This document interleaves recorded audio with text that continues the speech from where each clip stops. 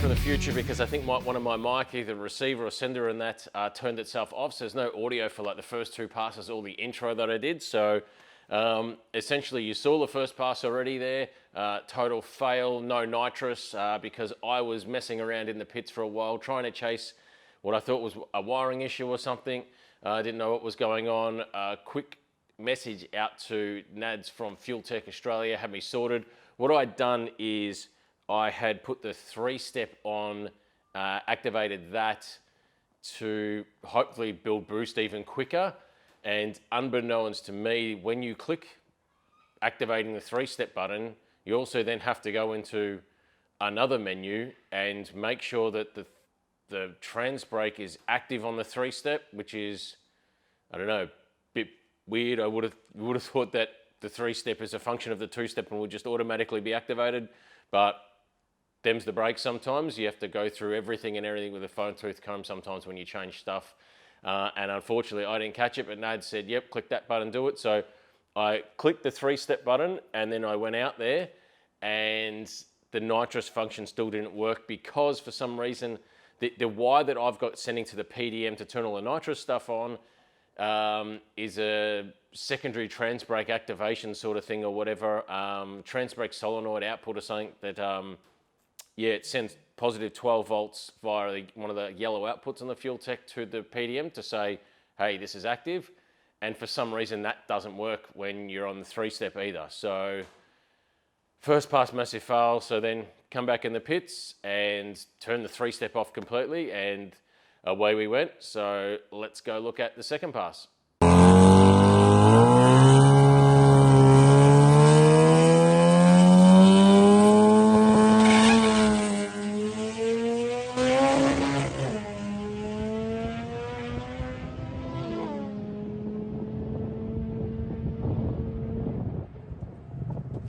Coming to you live from the air-conditioned comfort of the Jeep. It's warm today. There's no cloud cover out, which means the track is pretty greasy for radial tyre cars. So, yeah, there's a lot of rubber on the track from drag challenge, and all that rubber's compounding on top of each other, and the sun beating down on it just turns it to sort of bubble gum. So I was up on the start line just after I made my second pass, sort of lining Corey up in the Gemini, and underfoot you just twist your foot and yeah, normally hear that grippy noise of feet sticking to the track. You don't hear that noise. If you stick your foot on the surface it sort of sticks, but as soon as you can twist your foot and basically just rip up the surface basically because it's so soft. It's the best way to describe it is bubblegum basically. Imagine what bubblegum was like if you just stand on it and it's all sticky and gooey. That's pretty much what the track is like, unfortunately. That's not the track's fault. That's just, you know, heaps of sun on the track and lots of rubber. They've had 3-4 days of racing basically. This is like sort of the 5th day of racing in the last 8 days. As racers, all you can do is just change your tune-up for launching that. So right then it was like 65, 50 RPM and like 21 pound of boost, and it definitely didn't take it obviously. So I've lowered it to like 6,300 RPM and maybe like 16 pound of boost or something, just to try and see if it can drive out of the hole under some kind of power. It did like a 179 60 foot, just blitzed the tires as soon as the trans brake released. So not much you can do. So I'll go back out again now and yeah, see what we can do. Tune-up's just all over the shop as well. I probably need to take the injectors out and clean them and that just to make sure on that, but front rotor's hot as hell, and was it vice versa? One of the rotors is hot as hell and one of the rotors is super cold, misfiring sort of thing. So added fuel with one of them, taken fuel with the other one. Pass 3, see how we go. Best of luck.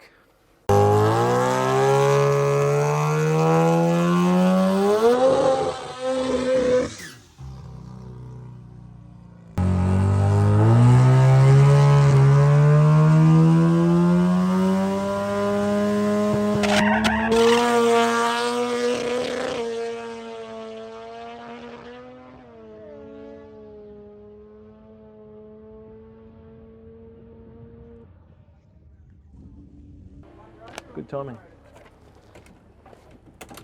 I don't know. I'll ask the. It's going on the track. You just randomly hear this road, and the road is like Yeah. some weird road and goes. Meow. Say that again. I could have sworn you said meow. Do I look like a cat to you, boy? This fucking language. He's just complicates it. And then it just keeps going. We hear a behind wheel spin. It just sounds flat moving. It just sounds. Oh no! Oh, you should. It's funny. It changed. It changed into third and it went, whoa, and then it went, whoa.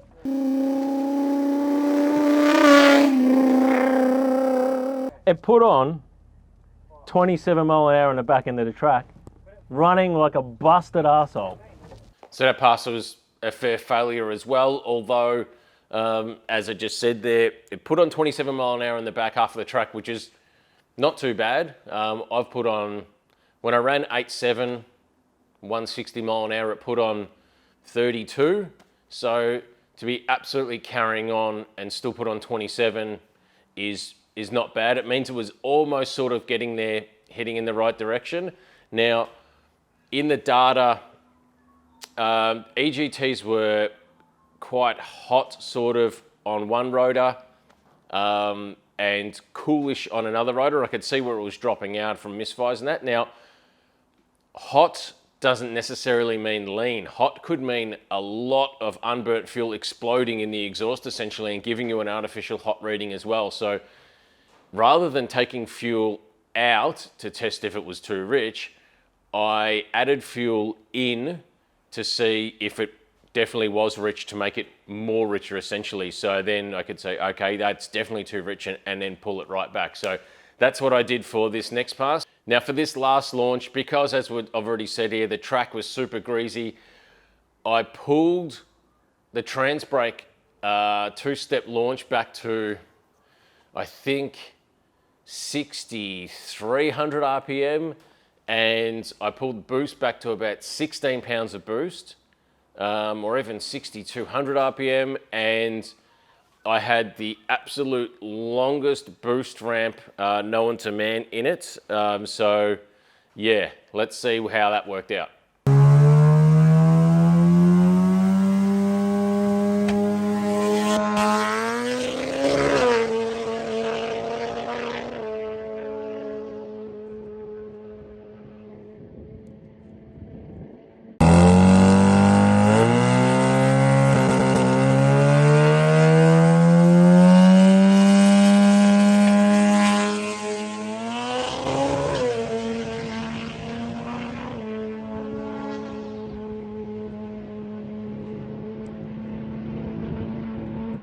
I'm hot, car's hot,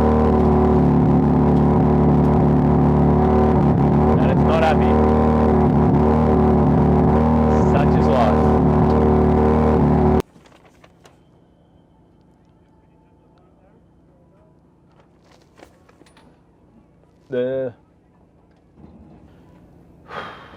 Yep, that's enough.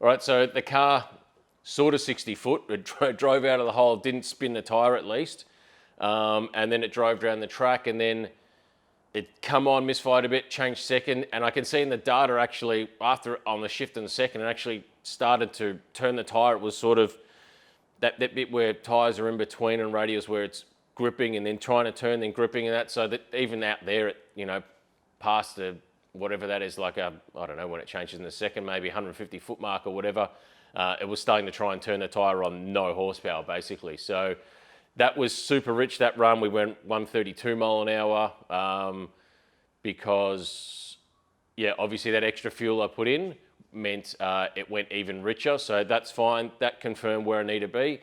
And then that means next time we go out, I'm in the right tune-up window in the direction to go. So next time we go out, I've got no doubt the first one or two passes next time we go out might still be a little rich and a bit misfiring because we just want to creep up on it. If you you know, you want to take 1.5, 2% of fuel at max out of areas because, you know, just a couple of percent can make a massive difference between misfiring and not misfiring.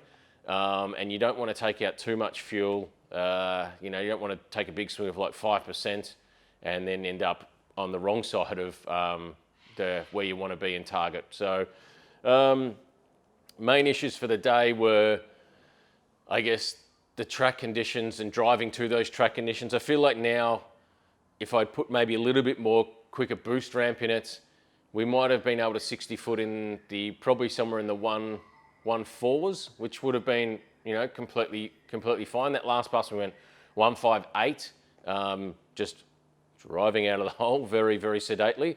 That 300 RPM launch window sort of thing isn't even really where this converter, you know, comes on sort of thing and makes its bulk torque and that. So yeah, we're battling the track conditions. We had our tune-up issues, obviously, because of the two-step, three-step trans brake sort of thing. We didn't get out on the track till 12:22. I think we made our first pass, and that's already starting too late. Racing starts at 11. I like to be in the lanes, ready to race at 11:05 to do a pass at 11:05. So that was an hour and 20 minutes gone. Massive problem with the driver and tuner getting that sorted out. So that basically blew the day out because that's the best part of the day when the heat is on the track at Heathcote. Those passes before, say, 1 o'clock are the best passes you'll do by far and away when the sun's on the track all day. Passes between, you know, after that from 1 to 5 o'clock even, you're not going to go faster, essentially. So we've ruined the best part of the day. Super disappointing. Another problem that we had was our boost controller. The dual block solenoid just is not working properly. So there's something wrong with it, which when I was testing the onboard air to maybe switch over to that before I went out to the race, I noticed that you'd purge the increased solenoid to put more pressure on the dome, and it would just exhaust out the exhaust port. So there's the two block solenoids a block. It's got an increased solenoid and a decreased solenoid, and then a vent to, you know, so when the decreased solenoid activates, it can vent somewhere out. I was noticing that even though the intake solenoid was open to put more air in, it was venting out, and I've got no doubt that's what was happening on the weekend, because even later I put in a target of like 40 PSI in the dome just to put something in it, and we're only getting like, it would get borderline to 20 sort of thing. So I've checked all the lines and everything, and there's definitely no leaks. Pressure sensor's definitely spot on. So it's just that dual block solenoid. I've got another one. I've got twin port Mac valves, so I'll just try and either clean that one or get the other ones operative, because without boost, I'm not going to go fast. So it's as simple as that, which is why, you know, even though like it's misfiring and carrying on that, but we didn't have any boost in it at all, hardly, which is, you know, why it only mile an hour what it did in that. So even, you know, even as poor as the tune-up is, even if it was misfiring carrying on, you know, who knows what the tune-up might have been like at 40 PSI, and that it might have been okay up there, but the tune-up that, the windows that, the cells that we had on, we don't normally race on, so the tune-up was a bit bleh. So, yeah, overall, I mean, it was good to confirm that the fuel pump didn't leak, but also because the start line was so greasy, I guess, by the time we got to do our second pass, because you remember I did the first pass at 12:22 and it was a disaster with no nitrous and everything, so wasted that one. So the next time we got out was 1:30-ish, and by that time the heat was on the track and it was a bit greasy, but I had a decent hit in it that, you know, was probably too hot for the track, so wasted that, and then by then track was too hot to do anything meaningful anyway. So when it lean popped and, you know, dropped all the fuel pressure from whatever reason caused that, that 60 foot would have been red hot. I'm pretty certain that 60 foot could have been in the 1.2s.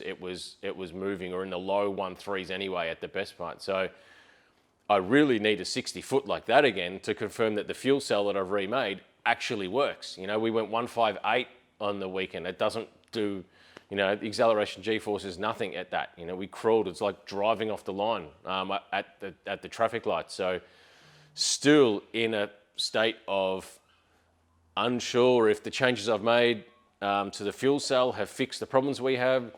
I probably really need to start looking at getting some new tyres.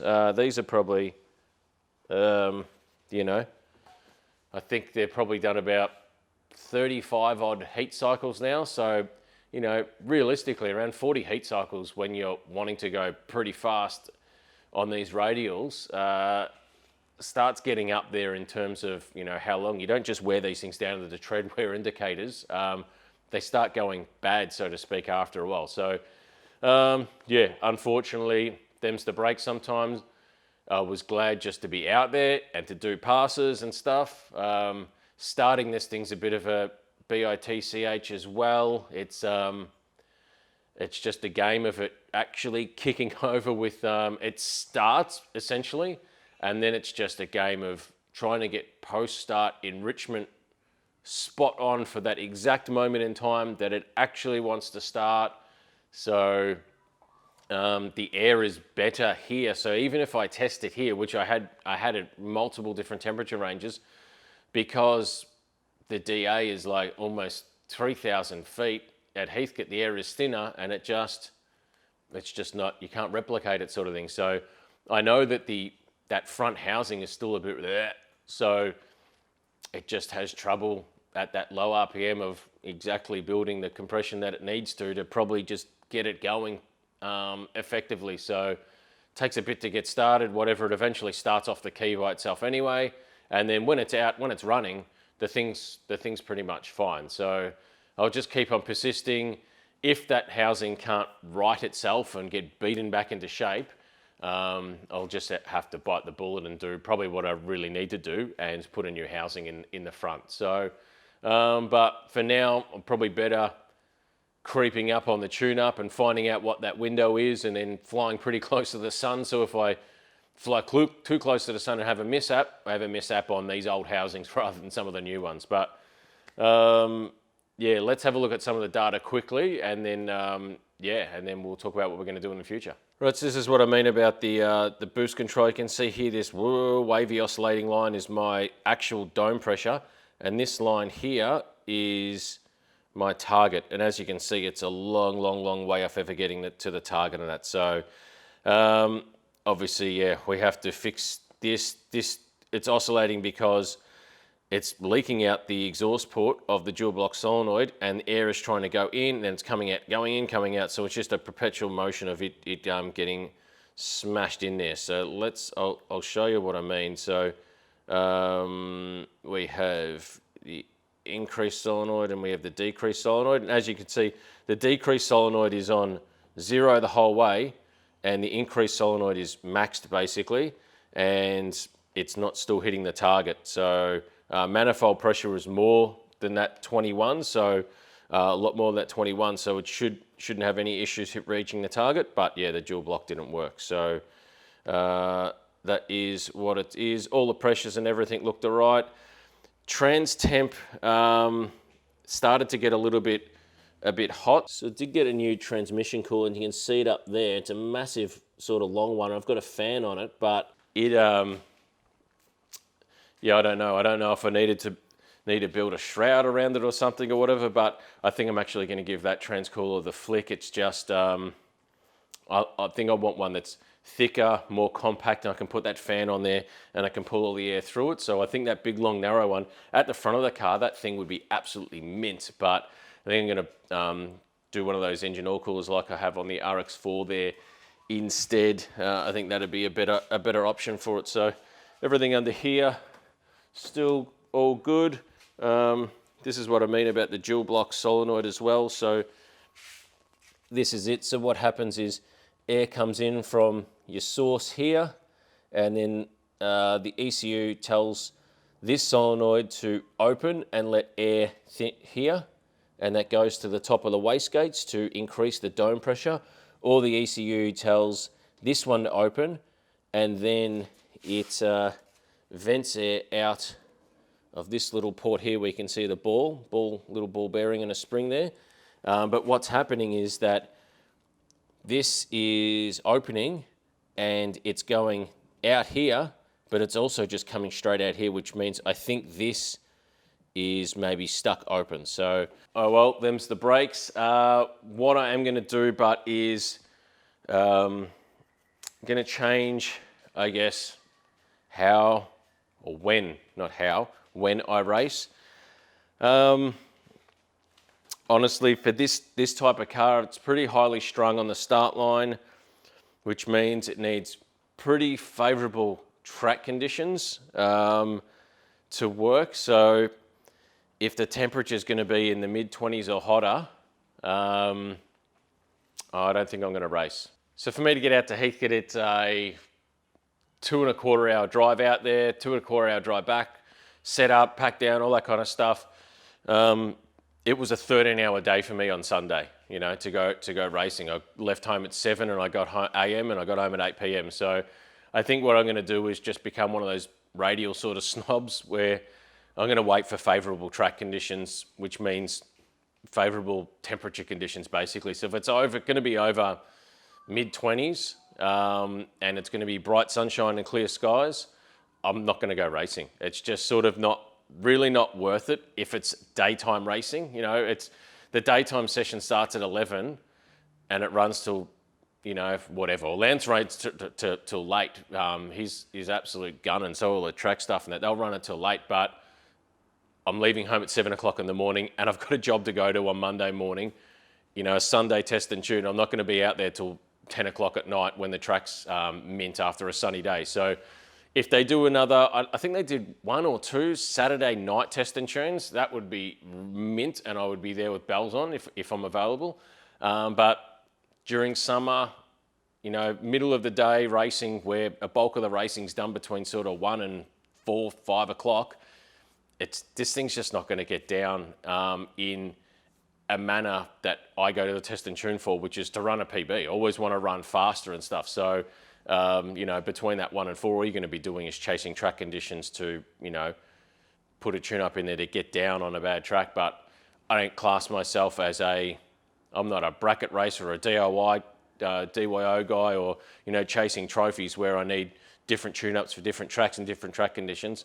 I'm racing a stopwatch, essentially, and that's all I'm interested in. I'm just interested in mile an hour and ET, and I want them to be as fast as possible. So I think we'll we'll leave it here, get ready for maybe the next time out, order another set of tyres, but I'll be watching the weather more than anything to dictate when I go out again next. So you can see the guys in the Gemini. You can hear that last pass, you know, they've got slick tyres, and that's why all the street outlaw guys and no prep guys and that all run slicks, because the slicks will get down on any kind of track, basically. So you can hear that car almost turning the tyres in first and second gear, but the slick tyre will eventually recover itself and, you know, after it's had that wheel speed moment and then get its groove and you know, and go completely fine. Whereas the radial tyre, it essentially won't. It either will spin the tyre or be on the edge of spinning the tyre and not going fast anyway, but you're always, you know, it's very loose sort of thing. So it either goes or doesn't go. So is what it is. That's just racing. That's everyone else in the world has to deal with those kind of conditions and stuff. And yeah, I guess that's it. Hopefully next time we'll be out and we can actually go fast after the first couple of test passes and hopefully get back into 8s pretty quickly and then start really pushing it. So here we go. So thanks for watching. I'll see you next time out at the track.